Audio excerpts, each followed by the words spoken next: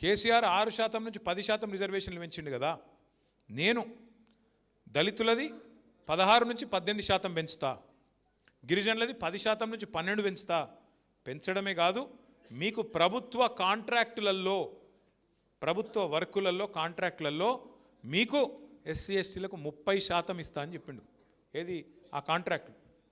30% కాదు, 30 పైసలు నువ్వు ఎక్కడ నన్ను ఇచ్చినట్టు చూపెడితే నేను ఏ శిక్ష కంటే ఆ శిక్షకు సిద్ధం. 30 పైసలు ఈ 2 ఏళ్ళల్లో, 2.5 ఏళ్ళల్లో. అట్లాగే బీసీలకు చెప్పిండు 42% ప్రభుత్వ కాంట్రాక్టులలో బీసీలకే ఇస్తా అని చెప్పిండు. అంటే ఎస్సీ ఎస్టీ బీసీ కలిపితే 72% వాటా, రూపాయి ఖర్చు పెడితే 72 పైసలు మీకే ఇస్తా అని చెప్పిండు. ఒక్క ఎస్సీ ఎస్టీ బీసీ కాంట్రాక్టర్ చూపెడతావా నాకు రాష్ట్రంలో నువ్వు ఇచ్చింది ఈ కోటా కింద? ఏమనంటే రిజర్వేషన్ ఏమో కేంద్ర ప్రభుత్వం ఆపింది అంటావు, ఇదైతే నీ చేతుల్లోనే ఉంది కదా, ఎందుకు ఇస్తలేవు మరి?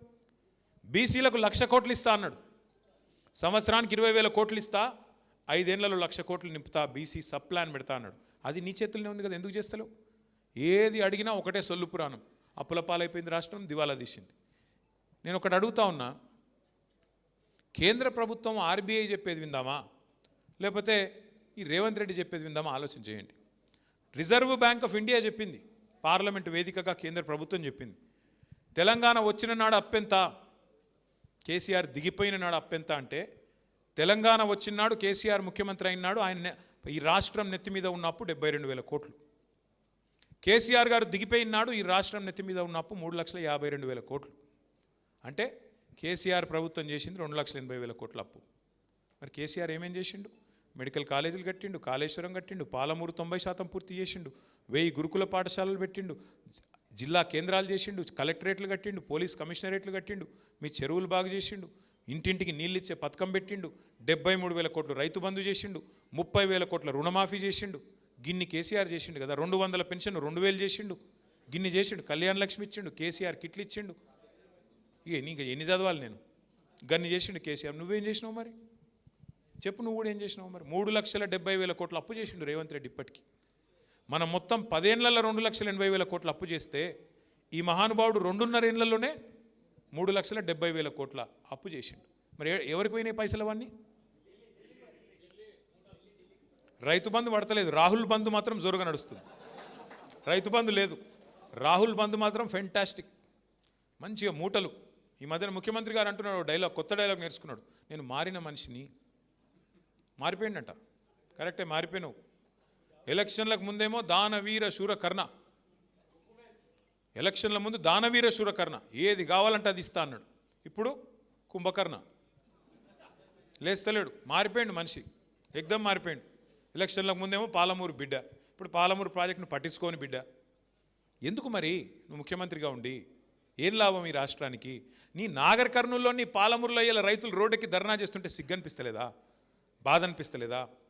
గురుకుల పాఠశాలలు మేము బ్రహ్మాండంగా నడిపితే ఆనాడు ఇవాళ 140 మంది పిల్లలు చచ్చిపోయినారు ఆ గురుకులాల్లో ఈ రేవంత్ రెడ్డి వచ్చినాక. సిగ్గనిపిస్తలేదా? కరెంట్ ఇయ్యలేకపోతున్నావు, సిగ్గనిపిస్తలేదా? రైతు బంధు పడతలేదు, సిగ్గనిపిస్తలేదా? రైతుల ధాన్యం ఇవాళ రోడ్ల మీద తడిచి రైతులు ఏడుస్తుంటే బాధ అనిపిస్తలేదా? ఇంకా ఆయన అంటున్నాడు, మేము తిడుతుంటేనంట, ఇట్లా విమర్శ చేస్తుంటే ప్రజల పక్షాన ఆయనకు మా తిట్లు వింటుంటే ఆయనకు సాడిస్టిక్ ప్లెజర్ వస్తుందంట, పైశాచిక ఆనందం వస్తుందంట. ఏమనాలి ఆయనని? మేము ఇంకా ఏమనాలో కూడా అర్థం కావట్లేదు. అందుకే మీతో నా ప్రార్థన, మా కల్వకుర్తి సోదరులతోన, మనము మళ్ళీ లాస్ట్ కేసీఆర్ వస్తాడులే, ఇట్లా చేయి ఊపుతాడు, మేము కూడా ఇట్లా ఊపుదాము. కేటీఆర్ మధ్యలో ఒకసారి వస్తాడు, ఆయన కూడా ఇట్లా అంటాడు, మేము కూడా ఇట్లా అందాము, కానీ మేము మాత్రం ఏం చెయ్యము అంటే కుదరదు. శ్రీధర్ చెప్పింది అక్షర సత్యం. దయచేసి మా మిత్రులను కోరుతా ఉన్నాం, దయచేసి మీ స్థానిక సమస్యలు, మీ గ్రామాల్లో ఉండే సమస్యలు, మీ మండలాల్లో ఉండే సమస్యలు, అవి రైతులే కావచ్చు, కులవృత్తులే కావచ్చు, లేదా ఇతరులే కావచ్చు, విద్యార్థులే కావచ్చు, ఇంకోరి కావచ్చు, ఎత్తుకోండి. వాళ్ళ తరపున రోడ్డు ఎక్కండి, కదం దొక్కండి. ఇచ్చినాం, ప్రభుత్వానికి ఇచ్చే కాడికి టైం ఇచ్చినాం, మనం కూడా ఓపిక పట్టినాం. 2.5 ఏళ్ళు సరిపోయింది, 50% ఓవర్. ఇంకొక ఇందాక ఎవరో సోదరుడు మాట్లాడుతూ ఇంకో 2 ఏళ్ళు గడ్డు కాలం అన్నాడు, వెంకటేష్ అనుకుంటా. 2 ఏళ్ళు ఏం లేదు, ఇంకొక సంవత్సరం తర్వాత కూర్చున్న కుక్క కూడా లేవదు రేవంత్ రెడ్డి గారికి. కూర్చున్న కుక్క కూడా నిలబడదు అంటున్నా. అధికారులు వినరు మాట, ఎందుకంటే ఆఖరి సంవత్సరం మొత్తం ఎలక్షనే కాబట్టి ఇంకొక సంవత్సరం తట్టుకోవాలా ఈ దుర్మార్గ అరాచక పాలన. కానీ ఈ సంవత్సరంలోనే మన శక్తి ఏందో మన సత్తా ఏందో కూడా చూపెట్టాలి.